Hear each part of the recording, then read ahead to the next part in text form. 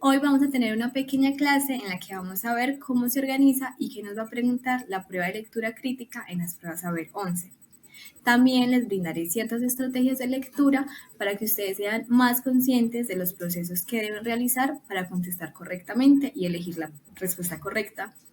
Espero que con esto ustedes se enfrenten a esta prueba con completa seguridad en sus respuestas. Les cuento cómo será la disposición de esta clase. En un primer momento les contaré que no se evalúa esta prueba de lectura crítica. Luego les daré pequeños consejos y tips de cosas que deben repasar para entrar con seguridad a la prueba. Recomendaciones generales para ya poder entrar a las estrategias de lectura, nos las explicaré según cada nivel. Asimismo, estaremos realizando ciertas preguntas de IFES juntamente para ejemplificar lo explicado. La prueba de lectura crítica se compone de 3 niveles progresivos. ¿Qué quiere decir esto?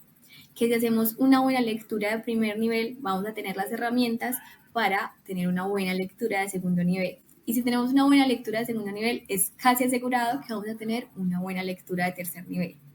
Vamos a profundizar qué significa cada nivel. El primer nivel nos evalúa la lectura literal de los textos, es decir, que gusta que comprendamos la información más básica que encontramos, que podamos entender las palabras y lo que nos quiere decir cada frase y cada párrafo. Por lo tanto, para este primer punto debemos tener un vocabulario amplio para comprender esa diversidad de palabras y conceptos que nos podemos encontrar. Algo que debemos tener en cuenta es que la filosofía ya hace parte de la lectura crítica, de las pruebas. Vamos a encontrarnos al menos con 5 o 7 preguntas que tienen textos filosóficos, por lo que es una gran recomendación que ustedes repasen y busquen las definiciones de los conceptos más básicos de la filosofía. Esos son los que van a estar involucrados en la prueba. El nivel 2 nos evalúa la lectura inferencial del texto. Este se compone en 2 partes. Vamos a la primera.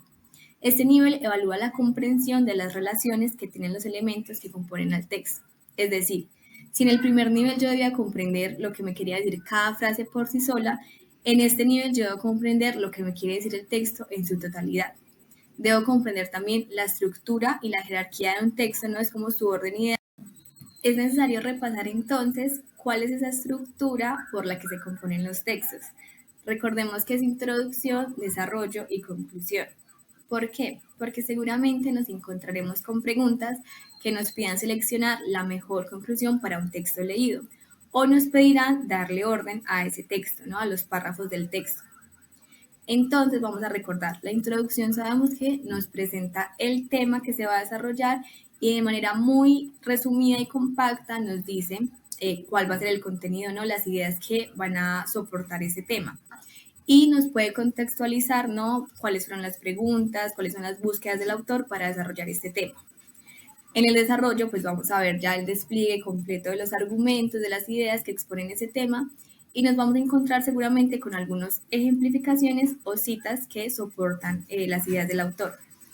Por último, la conclusión suele venir acompañada de un conector que me da claridad que es la conclusión y son estas ideas finales alcanzadas a lo largo del texto de manera también muy compacta.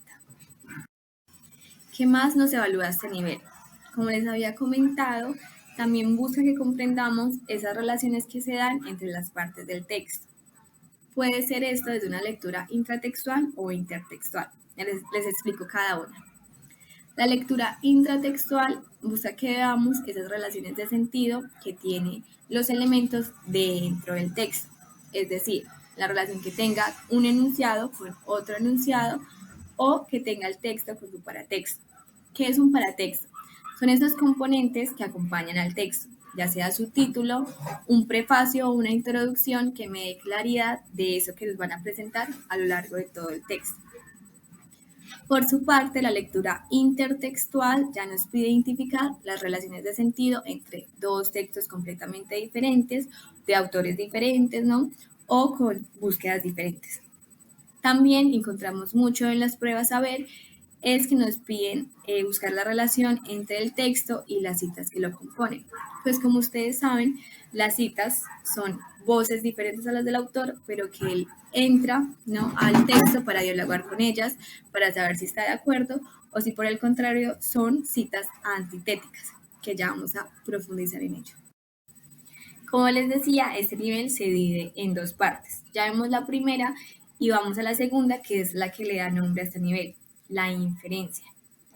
La inferencia es la capacidad de leer el texto reconociendo lo que está implícito, es decir, lo que se dice entre líneas, lo que no me lo dice el autor directamente, pero son razonamientos que yo puedo llegar a través de lo que sí me dice el texto. El último nivel, el tercero, nos evalúa la lectura crítica.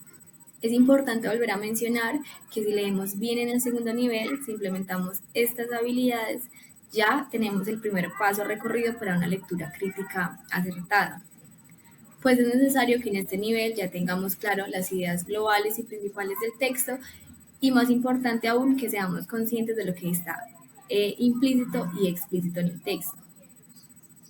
Hay unos conceptos que son muy importantes tener en cuenta en este punto de la lectura crítica, que serían los presupuestos y las implicaciones. Les explico. Los presupuestos son todas esas ideas primerizas que tenemos cuando nos acercamos a un texto, son esos primeros pensamientos, ¿no? Cuando yo leo el título de un texto, cuando empiezo a leerlo, ¿no? Sus primeras líneas, hay ciertas ideas que puedo ir creando, ¿no? Pensamientos de lo que puede decirme el texto. Cuando termino de leerlo y cuando lo estudio, lo analizo, ¿no? Cuando comprendo sus relaciones de sentido, cuando comprendo sus ideas principales y secundarias, ahí entro a verificar si ese presupuesto que me di, esa primera idea que tuve, realmente tiene una implicación en el texto, si realmente si realmente eso es lo que me quiere decir el texto. Se puede así y se puede de la segunda manera. Cuando leemos un texto, lo entendemos, pero cuando ya vamos a ver el contexto en el que fue escrito o lo que ha causado cuando este texto pues empieza a ser leído por muchas personas, nos damos cuenta que también hay otras implicaciones que ni siquiera habíamos pensado, pero que pueden estar dentro del texto. Por último, recuerden que la lectura crítica es muy importante como habilidad para la lectura en el mundo real, fuera de las pruebas. ¿A qué me refiero con esto? En la prueba ICFES, al ser respuesta de selección múltiple, ustedes no entran a escribir, no entran a defender sus opiniones frente a un texto, ya que simplemente escoger la respuesta correcta. Pero en el mundo real es muy importante que la lectura crítica también nos lleve a formar una opinión con argumentos no defendibles del texto que he leído, ¿no? Porque ustedes tienen el completo derecho de decidir qué textos añaden a su conocimiento, no van a recordar, y qué textos desechan porque no están de acuerdo con las ideas que se defienden. Bueno, ya teniendo claro qué es lo que se nos evalúa en la prueba de lectura crítica, paso a darles unas recomendaciones generales. En primer lugar, sepan que los textos que vemos en estas pruebas pueden ser un poco extensos, no largos, y esto tiene un sentido, una razón de ser. Una de las finalidades que tiene la prueba es evaluar nuestra capacidad de discernir e identificar cuál información es importante, es decir, a cuál información de toda la que me brinda el texto debo prestarle mayor atención. Es decir, que para realizar la prueba debo ser consciente de lo que me está pidiendo cada pregunta y cómo accedo a la información del texto que me permitirá responder correctamente. Entonces, la recomendación es esta. Lean, cuando encuentren un texto, léanlo de manera muy rápida, ¿no? Reconociendo rápidamente idea general, ¿no? Cuál es el tema del texto y pasamos a las preguntas. Vamos a leer entonces cuidadosamente cada pregunta y en las pruebas ICFES a ustedes les dan una hojita que sí pueden rayar, es como hoja borrador. Entonces, si es un método de aprendizaje, pueden escribir como con una palabra clave que me pide cada pregunta. Digamos, si una pregunta me pide la conclusión, entonces anoto palabra clave, conclusión. Si una pregunta me pide algo de inferencia, anoto palabra clave, inferencia. Ya teniendo conciencia de lo que me está preguntando cada pregunta, ustedes vuelven a leer cuidadosamente el texto, rastreando dónde ven esa parte que les ayuda a responder correctamente la pregunta. Otro consejo que les puedo dar, y es el que más considero que les puede ayudar, es antes de la prueba, días antes de la prueba, acercarse a leer. Es como lo más clave.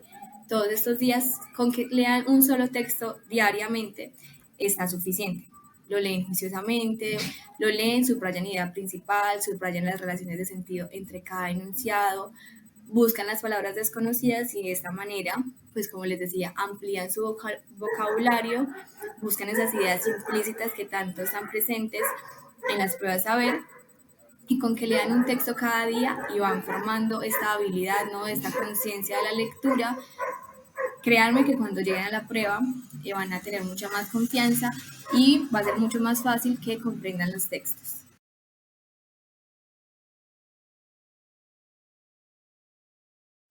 Vamos entonces a las estrategias de lectura. Como les decía, va nivel por nivel. En el nivel 1, busca que comprendamos el texto por sus palabras, sus frases y en su totalidad, ¿no? En la información más básica, en su totalidad. Para hacer esto correctamente, se hace necesario que vamos al concepto de cohesión. Cohesión es la forma en que está organizado un texto para que sus ideas sean claras al lector. Un elemento de cohesión son los conectores. Son estas palabras que no tienen un significado, sino que están ahí para precisamente conectar ideas.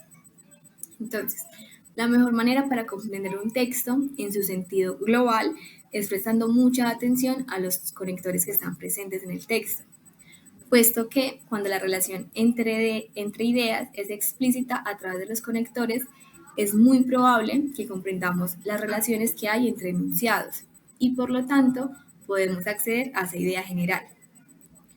Entonces, todo texto se estructura por una organización de ideas. Un texto puede, en un primer momento, exponer una idea contraria a la idea que pretende defendernos a su idea principal.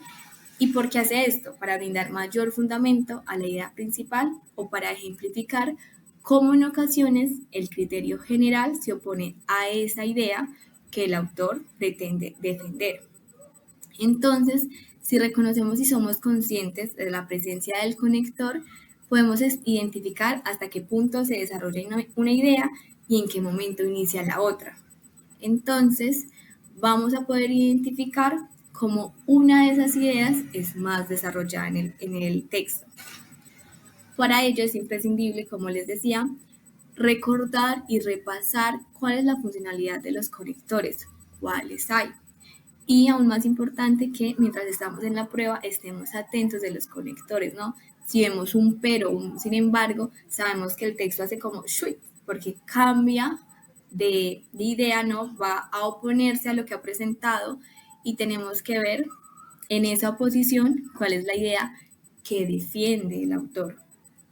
Entonces vamos a realizar aquí un pequeño ejemplo, vamos a tratar de encontrar la respuesta correcta a una pregunta que encontramos en las preguntas que están libres para acceso público, publicadas por el mismo ICFES, por la página del ICFES.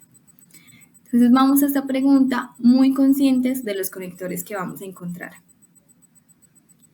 A mucha gente le gusta ver en los cuadros lo que también le gustaría ver en la realidad. Se trata de una preferencia perfectamente comprensible. A todos nos atrae lo bello de la naturaleza y agradecemos a los artistas que lo recojan en sus obras. Esos mismos artistas no nos censurarían por nuestros gustos. Cuando el gran artista flamenco Rubens dibuja a su hijo, estaba orgulloso de sus agradables facciones y deseaba que también nosotros admiráramos al pequeño. Pero esta inclinación a los temas bonitos y atractivos puede convertirse en nociva si nos conduce a rechazar obras que representen asuntos menos agradables. El gran pintor alemán Alberto Durero seguramente dibujó a su madre con tanta devoción y cariño como Rubens a su hijo. Su verista estudio de la vejez y la decrepitud puede producirnos tan viva impresión que nos haga apartar los ojos de él. Y, sin embargo, si reaccionamos contra esta primera versión, quedaremos recompensados con creces, pues el dibujo de Durero, en su tremenda sinceridad, es una gran obra. En efecto, de pronto descubrimos que la hermosura de un cuadro no reside realmente en la belleza del tema. No sé si los golfillos que el pintor español Murillo se complacía en pintar eran estrictamente bellos o no, pero tal como fueron pintados por él, poseen desde luego gran encanto. Como vemos, son los conectores los que permiten que las ideas dialoguen.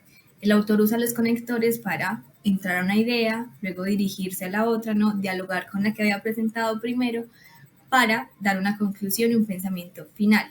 Entonces, ¿qué vemos en el texto?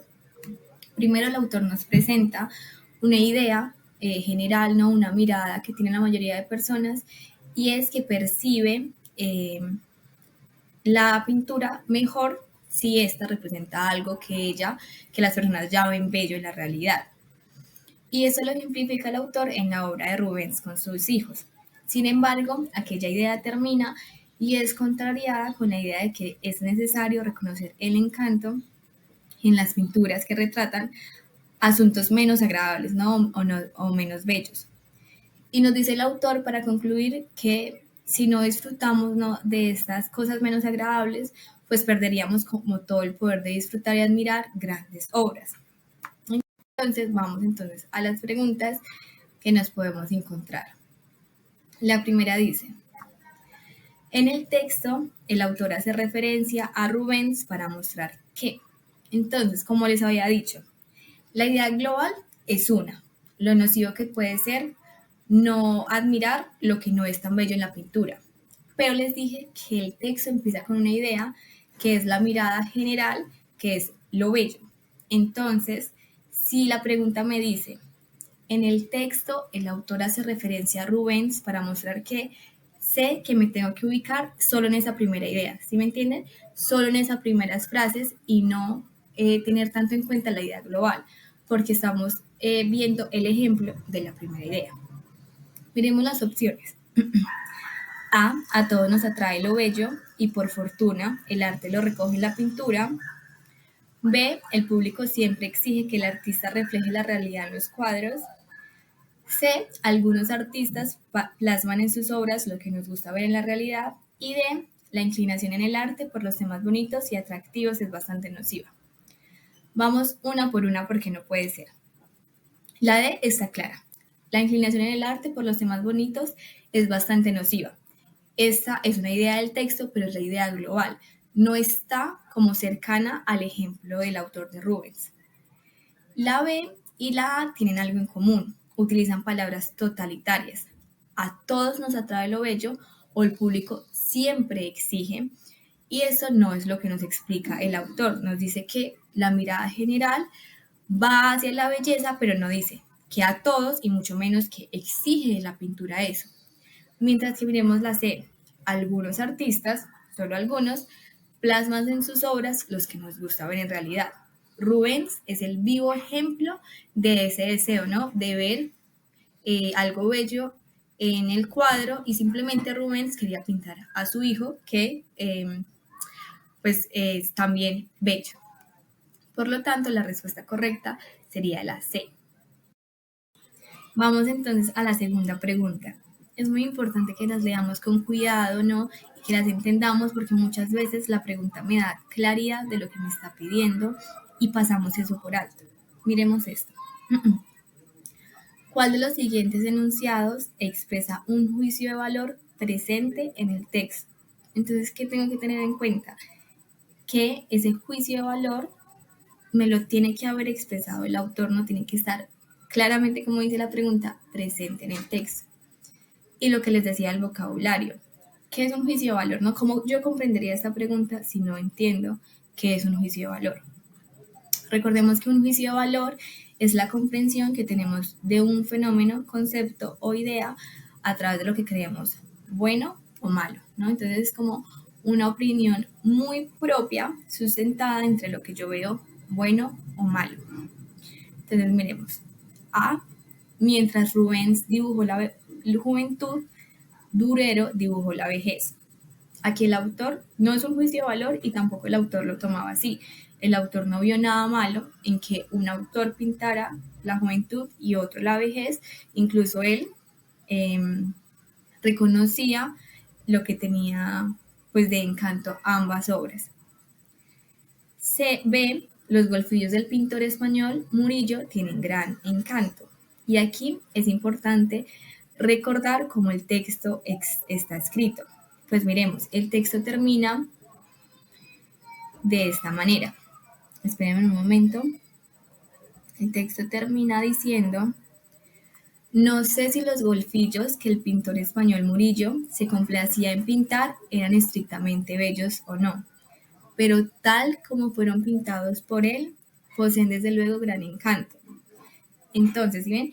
Él no califica de bello o no los golfillos, pero sí da la seguridad y hace un juicio de valor de bonito, de bueno, cómo eran pintados y cómo eran representados por Murillo.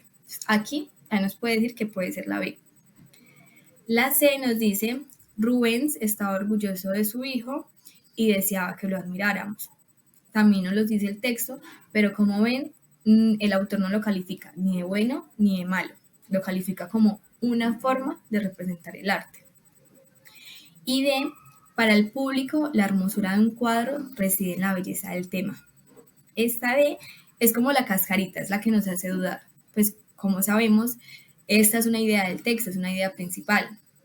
Él creía, ¿no? Para el público, el autor nos dice que el público, la hermosura de un cuadro reside en la belleza del tema. Pero recordemos que el autor nos decía que era nocivo, ¿no? Que nos iba como a encadenar a disfrutar solo un tipo de arte. Y aunque si fuera algo nocivo y no sería lo mejor, ni sería la mejor forma de mirar el arte, él no lo juzga como algo completamente malo. Y como les digo, miren, volvamos a la primera pregunta, que esté presente en el texto. La D sería algo implícito y es una buena lectura, pero quizás no es lo que nos está pidiendo la pregunta. La pregunta es como algo completamente expresado por el autor y que sí esté presente en el texto. Y si vemos la B, es la única que es como copiado del texto y que sí es un juicio de valor, no como la A y la C. Entonces aquí nos daríamos cuenta pues que es la B. Vamos entonces con las estrategias en el nivel 2. Les contaba que en ese nivel es muy importante, ¿no?, que reconozcamos tanto las relaciones como cuál es esa idea principal, la idea global de todo el texto. ¿Cómo la podemos encontrar? Primero, debemos buscar esas afirmaciones principales. En el texto nos vamos a encontrar con oraciones que resguardan, ¿no?, y contienen esa afirmación y esa creencia que tiene el autor y que expone en el texto, aunque sea acompañado, ¿no?, con ejemplos, con citas, con contrariedades. Vamos seguramente a encontrar ciertas oraciones que son afirmaciones y se pueden llamar afirmaciones principales. Entonces, lo que haríamos es mirar en cada párrafo buscando esas afirmaciones claves e ideas que sean cruciales para respaldar la idea principal que nos está presentando pues el autor a través del texto. Seguidamente rastreo los ejemplos y las evidencias. La idea principal suele casi siempre estar respaldada por ejemplos, datos o evidencias. Entonces, estos ejemplos están ahí, pues le dan fuerza a las afirmaciones y suelen estar pues cerca a esas afirmaciones. Y lo más importante, identifica los argumentos contrarios que aparecen en el texto. Como vimos en el texto anterior, a veces, muchas ocasiones, los argumentos funcionan como la presentación de una situación o una postura completamente diferente a la que tiene el autor, pero tiene una funcionalidad, ¿no? Nos sirve para que el autor o el texto dialogue con esa idea contraria y llegue a la conclusión claramente de que la idea que le está defendiendo pues es capaz de sobrepasar esa idea contraria y pues que en últimas tiene razón. Entonces es muy importante que la reconozcamos, ¿no? Para saber que esos ejemplos, esos argumentos contrarios no me están diciendo pues que el texto se va por otro camino, por otras ideas contrarias. Vamos entonces a la idea de la lectura textual, reconociendo las relaciones de sentido entre los elementos del texto. Como les había mencionado, está la intratextual, que es la que nos pide la lectura de las relaciones entre los componentes del texto. Vamos a hablar específicamente de las preguntas que me piden la relación entre el título y el texto. ¿Por qué será que tenemos estas preguntas? Quiero que tengan en cuenta que los textos que vemos en las pruebas saber no son completos, ¿no? Pueden ser un fragmento de un artículo, un fragmento de un libro, porque evidentemente no está el tiempo ni pues va a estar la conciencia mental para leer y comprender profundamente, críticamente, textos enteros. Entonces nos encontramos con fragmentos. Y ahí, si tenemos un fragmento, hay una ausencia, ¿no? Entonces tenemos un título y tenemos un fragmento. Ciertamente hay cosas que no alcanzamos a leer y por lo tanto, como lectores, no logramos acceder a todo lo que desarrolló un autor, no a todo lo que escribió para defender su idea principal que normalmente está puesta en el título. Entonces, por eso nos dan este tipo de preguntas, ¿no? Para nosotros, como rellenar los espacios a través del sentido que vemos en los fragmentos. Entonces, sabemos que el título de un texto es la primera identificación, ¿no? Es la primera orientación de lo que se tratará el texto. Es como el cartel, ¿no? Que tiene el nombre de una película y ya con eso nos hacemos muchas ideas de lo que podemos ver en la película. Es como aquello que nos quiere mostrar el autor. Y el fragmento es solo una partecita que nos pudo mostrar y también es como un camino, ¿no? Entonces, digamos, si el objetivo es defender algo, demostrar algo, probar algo, el fragmento que vamos a tener es una mirada particular, ¿no? Un camino que tomó el autor para defender ese título. Entonces debemos identificar una serie de información que nos permita interpretar la relación que hay entre ambos. ¿Cuál sería el camino para esto? En primera medida debemos tener un vocabulario amplio. Yo sé que vuelvo mucho a esto, pero piensen. Un título se compone de una, dos, máximo 3 palabras normalmente, a no ser que, bueno, sea de esos largos. Pero normalmente los títulos se componen por 3 palabras. Imagínense la dificultad de comprender un título y comprender su relación con el texto si no tengo ninguna idea de lo que me quiere decir el título porque pues no puedo acceder al significado de una de las palabras. Seguidamente debemos reconocer la idea principal, ya hablamos de esto, del fragmento, para identificar cómo el título refiere a esa idea principal. Es decir, el título nos brinda, como les decía, el objetivo del texto y el fragmento es el camino particular. Entonces aquí tenemos que ver cómo se integran el título y el fragmento. Me puedo guiar con la respuesta sabiendo que debo ser consciente que la respuesta, ¿no? de la relación tiene que tener contenido, ¿no? La información del objetivo que se expone en el título como la representación particular que se expresa en los fragmentos del texto. Debe tener en cuenta estas dos partes. Y si nos encontramos con una pregunta con la que debamos seleccionar un título adecuado para un texto, debemos reconocer que un título consistente con lo presentado en el texto debe ser capaz de contener en pocas palabras el objetivo o la finalidad, ¿no? Esa idea principal que se alcanzó a través del fragmento. Respecto a la lectura intertextual, recordemos que ya la relación viene entre la cita de un texto o dos textos diferentes, ya sean del mismo autor o de diferente autor. Entonces, en este nivel es necesario que nos preguntemos qué es lo que me quiere decir la cita y qué es lo que nos quiere decir el texto, para buscar la relación entre esos dos sentidos. Entonces, debemos reconocer cuál es la funcionalidad de la cita dentro del texto y si está puesta allí para influir, para contradecir o para transformar una idea, para guiar el texto hacia una nueva dirección. Andemos en esas 3 opciones. Una cita puede tener la opción, ¿no?, de tener un sentido similar o la pretensión de incluso ejemplificar la idea principal del texto y por lo tanto hay una relación de similitud, ¿no? Lo que hace el autor es utilizar otra voz para reafirmar su postura. Por lo tanto, es una cita que le permite al texto apoyarse en otros autores para continuar el desarrollo de su idea. Nos podemos encontrar también con la situación en el que la cita tiene un sentido, ¿no? O está defendiendo una idea contraria al de la idea principal del texto y por lo tanto poseen una relación de antítesis, como lo decíamos anteriormente, ¿no? Está puesta allí para ser contrariada, ¿no? Para ser superada. Y hay un tercer caso en el que la cita presenta como una idea disruptiva, una idea nueva que quizá el autor no había tenido en cuenta, que cuestiona la idea principal que se venía desarrollando y por lo tanto como que transforma el texto y lo guía a una mirada que analice esa como variedad de ideas, ¿no? De maneras que podemos comprender un fenómeno. Entonces, la idea principal no es defender un punto del otro, sino que la idea principal es precisamente la consideración de esos dos temas que difieren, pero que puedan contener un punto de encuentro precisamente en ese texto. Y como les decía, ese tres tipos de relaciones lo podemos encontrar ya sea entre texto y cita o entre dos textos diferentes. Veamos entonces la segunda parte del segundo nivel, que ya entra a la inferencia, lo que les decía que son esas cosas implícitas que debemos rastrear en el texto.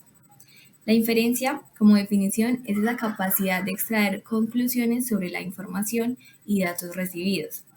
Podemos decir que estas conclusiones en la inferencia son propias, pues llegan a través de la interpretación que hace cada uno de la información que puede encontrar en el texto. Entonces, hagamos un pequeño ejercicio aquí juntos, vamos a tomarnos un tiempo y vamos a hacer este trabajo de inferencia pequeñito.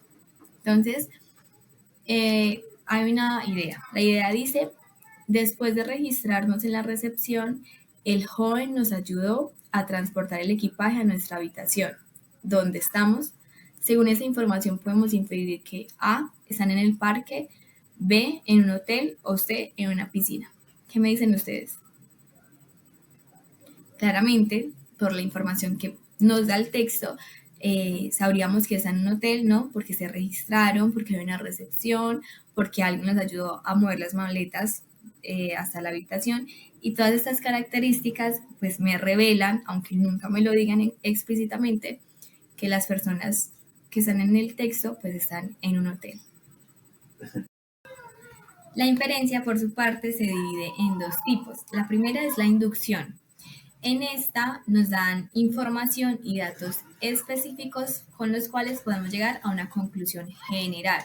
Es decir, vamos de lo particular a lo general. Miremos este ejemplo de la misma manera que hicimos la inferencia. Nos dan tres datos específicos. La serpiente es un reptil y no tiene pelos. El caimán es un reptil y no tiene pelos. La tortuga es un reptil y no tiene pelos. ¿A qué conclusión podemos llegar? A, los reptiles se les cae el pelo. B, los reptiles les cortan los pelos. O C, ningún reptil tiene pelo. ¿Cuál creen ustedes?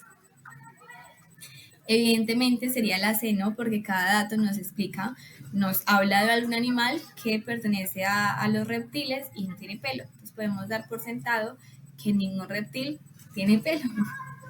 Vamos entonces a la deducción. Aquí se alteran el orden. Aquí lo que hacemos es, desde una generalidad, ¿no? Una sola frase muy general, podemos llegar a conclusiones particulares. Miremos esto. Las mujeres árabes usan una valla cuando están fuera en público. Kayla es árabe y es una mujer. Ella está fuera de casa en público, por lo tanto, A, Kayla está usando una valla. B, Kayla está usando un vestido. O C, Kayla está usando una gorra. Aquí podemos entender que es la A, porque si la generalidad nos explica, pues estas religiones, ¿no? Y las prácticas que utilizan personas árabes, que se la vaya en público, y si Kayla está en público, pues podemos dar por sentado que Kayla tiene una valla.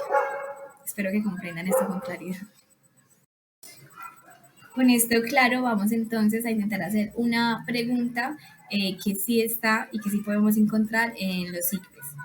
Entonces dice, de acuerdo con el aforismo, los sistemas filosóficos difieren los unos de los otros menos en la manera de resolver que en la manera de escamotear los problemas. La principal diferencia entre un sistema filosófico y otro consiste en la manera de A, plantear los problemas, B, resolver los problemas, C, esquivar los problemas o D, burlarse de los problemas. Aquí podemos ver un caso de inferencia donde se nos presenta un enunciado en el cual se hace un juego de palabras. Veremos cómo se soluciona.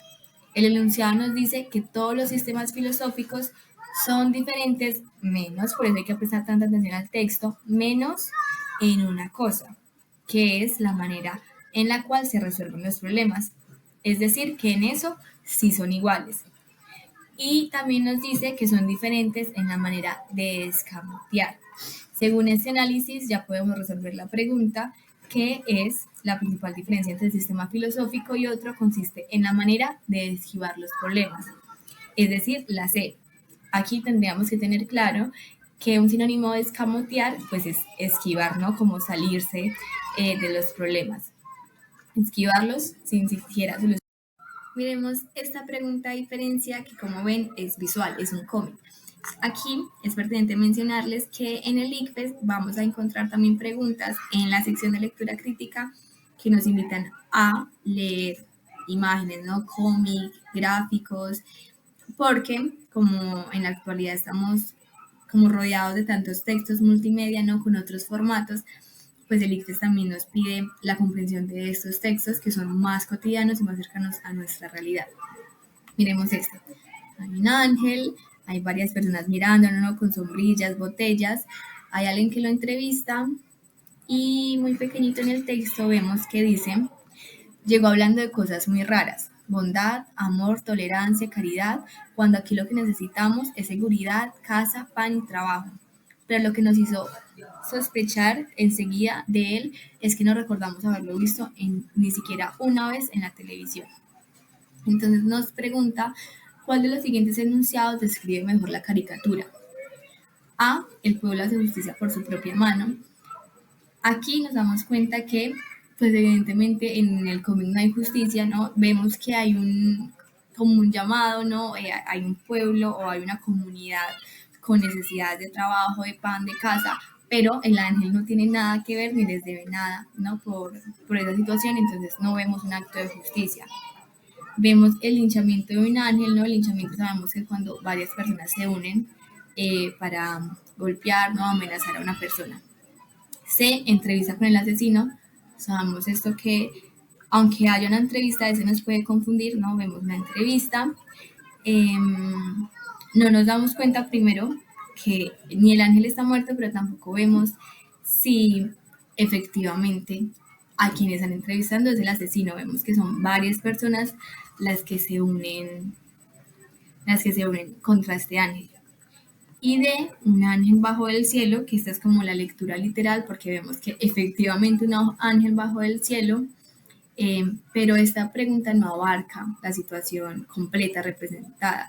Pues la imagen muestra a un ángel siendo apaleado y rodeado de gente con bates, antorchas y cuchillos, por lo que no vemos, ¿no?, esa violencia y la situación de peligro que está ocurriendo representada en la respuesta. Entonces vamos a inferir que es la respuesta B.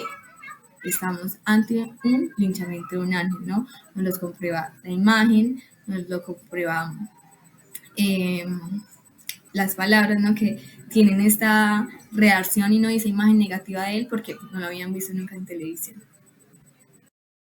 Hemos llegado ya al último nivel, el de lectura crítica, y aquí les voy a dar ciertas recomendaciones. La primera, y como lo mencioné al principio, es muy importante y es necesario que lean regularmente, ¿no?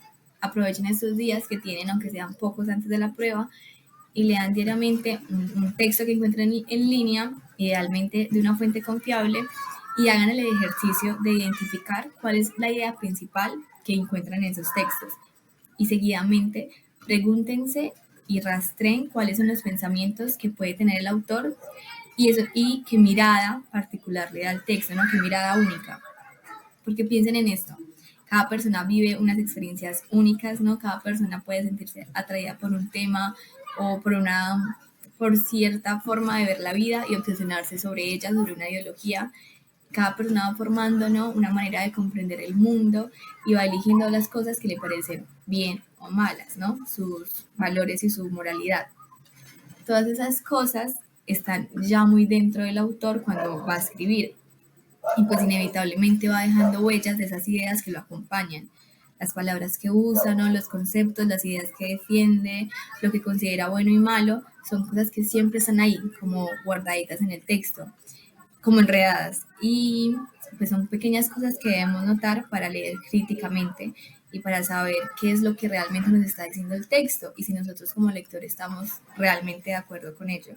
También hagan el ejercicio de buscar ejemplos de textos que tienen muchas cosas implícitas y que han servido, ¿no?, para perpetuar ideas que no son tan buenas, pero que gracias a cómo fueron escritos, pues tienen muchísima fuerza, o incluso también por quién fueron escritos. Yo les voy a presentar un caso, que fue el de Juan Inés de Sepúlveda.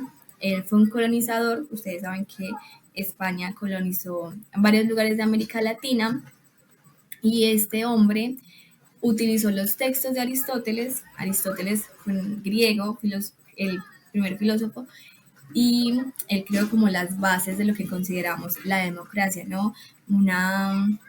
Como un país que pudiera ser justo con todos los ciudadanos, ¿no? Entonces, imagínense que Aristóteles escribió las bases de la democracia y este hombre logró como apoyarse en esas ideas, en lo implícito en todo, para perpetuar una idea colonial, ¿no? Para perpetuar una idea de que está bien que un país se apodere de otro, se apodere de sus personas, se apodere de sus riquezas, ¿no? Y que los haga prácticamente esclavos.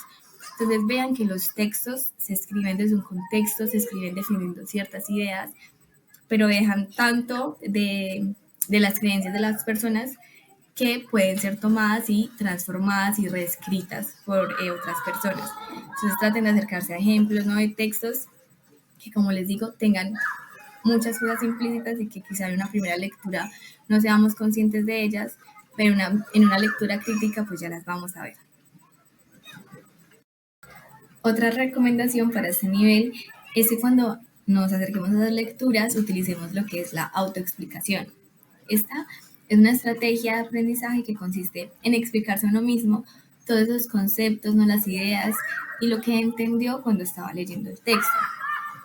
Al utilizar la autoexplicación nos convertimos como dueños del aprendizaje porque todo lo que leemos como que lo traemos a nuestras propias palabras y estamos articulando en voz alta todo lo que estamos aprendiendo, ¿no? A través del texto, todos esos conocimientos nuevos. Y así nos podemos hacer preguntas, respondernos como si fuéramos nuestros propios entrevistadores. Y entonces de esta manera estamos haciendo relaciones con la información que ya poseemos. Es importante, ¿no?, que eso lo hagamos leyendo, ¿no?, con cuidado, tomarnos un tiempo, reflexionar y ya luego hacer este ejercicio de autoexplicación y preguntarnos, ¿no?, qué fue lo que entendimos, ¿no?, qué fue lo que entendí y ponerlo en mis propias palabras, preguntarme cuál es la idea principal y decírmela, ¿no?, porque a veces, ¿cómo así? Yo entendí la idea principal, pero no somos capaces de ponerlas en palabras, por lo tanto, no somos capaces de acceder a ellas. Entonces, de manera repasada, tenemos que recordar que hay 3 cositas que vamos a tener en cuenta cuando leemos críticamente. La primera es recordar la estructura del texto, ¿no?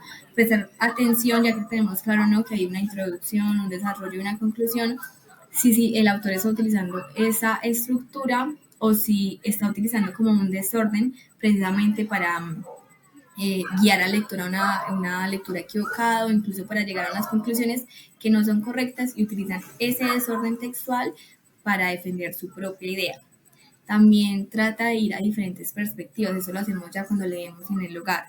Sé consciente de que sobre lo que sea que se escriba, siempre hay diversas perspectivas y formas de percibir estas cosas que existen, ¿no?, sobre un tema que se está desarrollando. Entonces, compara, lee sobre esos puntos de vista y considera cómo se presenta el punto de vista, ¿no?, en tu texto, ¿no?, en el texto que estás eligiendo. Y una de las cosas más importantes, evalúa los sesgos. ¿Qué son los sesgos? Es como cuando desarrollamos unas ideas y a esas ideas le damos una conclusión, pero que no tienen correlación, ¿no? Entonces desarrollamos las ideas y aunque son débiles y aunque no tienen la fuerza suficiente, igual el autor, ¿no?, y el texto va a seguir apelando a una idea que está equivocada. Se trata de reconocer cuando hay un sesgo, ¿no?, que haga que esa información pues esté errónea, ¿no? Porque ves que todo lo que se dice en el texto es muy débil, no tiene como forma de confrontarse con un ejemplo, ¿no?, con una cita, y aún así el texto llega a una conclusión débil. Realicemos entonces una pregunta que podemos encontrar en el ICFES, en la cual si hacemos una lectura crítica nos va a ayudar mucho a encontrar la respuesta correcta. Esta pregunta está relacionada al texto que utilizamos como ejemplo en la sección de cohesión, ¿no?, en la parte de los conectores. Vamos a hacer un ejercicio de recordar. Ese texto nos hablaba de cómo las personas preferían la representación de lo bello en el arte, cómo se ejemplificaba eso en Rubens, en la pintura de su hijo, y nos hablaba de lo nocivo que puede ser esta idea, ¿no?, de solo disfrutar y solo apreciar cosas que son bellas, ¿no?, en la realidad para ser representadas en el arte. Entonces esta pregunta nos dice, ¿cuál de los siguientes títulos sería el más adecuado para el texto anterior? A. En defensa del mal gusto en el arte. B. El arte como modelo de la realidad. C. La representación de la belleza en el arte. Y D. Rubens, Durero y Murillo, el arte de la pintura. Vamos desglosando cada una.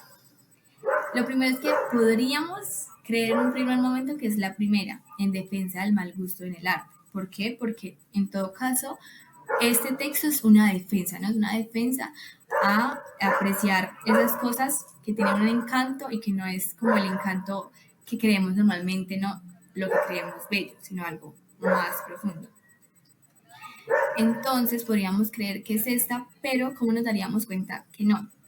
Nos daríamos cuenta por lo que hay implícito y por lo que conlleva la palabra mal gusto. Mal gusto tiene una connotación de algo vulgar, ¿no? Algo malo y erróneo. Y lo que tenemos claro es que el autor no calificó bajo esas circunstancias las cosas que no suelen percibirse bellas, solo las calificó de que no nos agrada tanto a la mirada. Entonces, en consecuencia, no puede ser la A por lo que implican las palabras, ¿no? Que está en esa respuesta. Seguidamente podríamos creer que es la B, incluso hice un ejercicio con mi familia y pensaron que era la B, pero miren que la B nos engaña con el orden de las palabras. Si se dan cuenta, dice el arte como modelo de la realidad. Esto que nos lleva, o sea, esto lo que quiere decir es que la realidad debería copiar al arte, porque si el arte es el modelo, ¿no? La idea a seguir, pues la realidad es lo que debería copiarlo. Y eso nunca, ni siquiera se menciona, se hace implicación en lo que les decía en el texto. Lo que sí se puede, o sea, sí se menciona en el texto es la realidad como modelo del arte. Ahí estaría más correcta la respuesta, pero evidentemente no está escrita de esa manera. La D, que tampoco es, también nos podría hacer pensar en algún momento, porque nos mencionan, ¿no?, los autores que cita y nos dice que el arte de la pintura, nos está hablando del arte y de la pintura. Pero si se dan cuenta, es una respuesta que combina como lo muy general y muy lo particular. Miren que nos habla de los ejemplos de los autores que se hicieron como que ejemplificaron que se utilizaron para ejemplificar la idea del autor, y nos habla de algo tan general como lo es el arte de la pintura. Esto no es lo que se desarrolla en el texto, porque si ven ahí, o sea, ahí no hay una idea. Sí es como cómo se ve el arte según ellos tres, pero no hay una idea en sí. Mientras que si vemos la C recoge todo lo que se buscaba decir en el texto, que era la representación de la belleza en el arte, ¿no? Cómo se representa esa belleza, que es lo que considerábamos bello, ¿no? Veíamos que Durero veía a su madre bella por el amor y era bella. Entonces, cómo se representaba todas esas ideas tan múltiples y cambiantes de belleza en el arte.